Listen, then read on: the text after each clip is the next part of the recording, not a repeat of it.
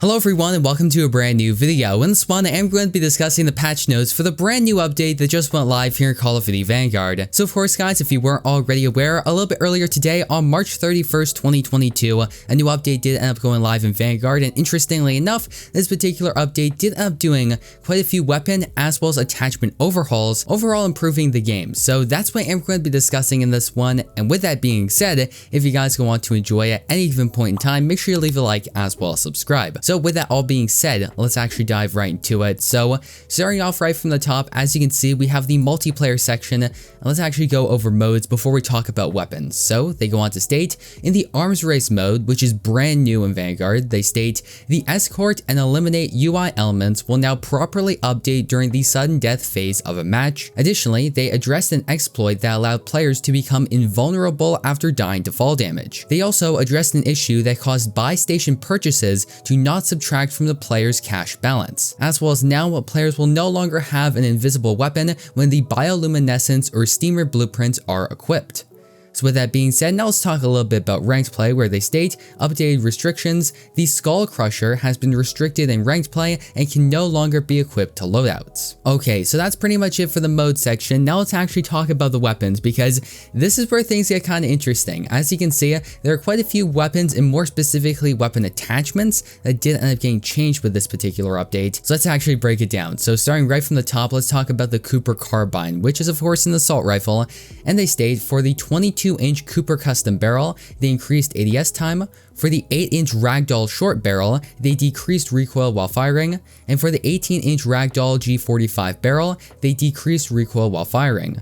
For the Cooper 45 RS stock, they increased initial recoil while firing, and that's it for the Cooper Carbine. Now let's talk about the Armagor 43, which is a brand new submachine gun, and they state, addressed an issue that prevented progression of challenges in the Mind Games camo category. For the Type 11 light machine gun, they decreased recoil while firing. Now let's actually talk about the Bren, where they state, Bren light machine gun increased sprint out time as well as increased hipfire spread. And for the Oaken Shield 590mm Model 2B barrel, they decreased ADS time by 8%. And for the .50 BMG 50 round magazine, they increased ADS time and increased hipfire spread. So now let's talk a little bit about the Whitley light machine gun, which of course, if you guys have been playing Vanguard ever since Season 2 when the Whitley was added into the game, you would know that this light machine gun is pretty ridiculous, especially when you put on the .50 BMG magazine, and they state, .50 BMG 150 round magazines decreased damage bonus by 32%, which is really significant. Now, this is pretty important because the .50 BMG on the Whitley was kind of overpowered because you could effectively get a 2 to 3 shot kill almost every single time. So with that being said, in Vanguard, the Whitley's time to kill with the .50 BMG was a little bit too high, and a lot of people noticed that, and luckily enough, Sledgehammer Games did end up decreasing the bonus damage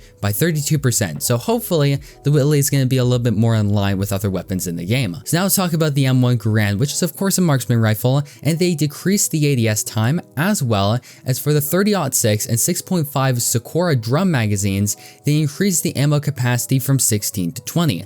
Now this is pretty good, and it actually relates to me a little bit because recently I've been trying to get diamond camo on my marksman rifles, and I was using the M1 Garand, and one issue with the M1 Garand was the ADS time. It's pretty ridiculously slow, especially when you compare it to other weapons. So hopefully this is going to make the weapon a little bit more balanced, as well as talking a little bit about the magazines. Increasing it from 16 to 20 rounds is pretty good, and yeah, overall pretty solid changes if I'm being entirely honest. So now let's actually talk about the SVT-40, which is actually the current rifle that I'm working on, and they state they increased ADS time. And now let's talk about the G43, which I recently made a video on, and they decreased the ADS time as well as decreased the hipfire spread. So now let's talk about the KARNAGE sniper rifle, and they state they addressed an issue that caused slower than intended ADS time when an optic attachment was not equipped. For the combat shield, which is of course a melee weapon, they state they addressed an issue that allowed enemy attack dogs to deal damage through the combat shield. So now let's talk about the machine pistol, which is of course a handgun, and they state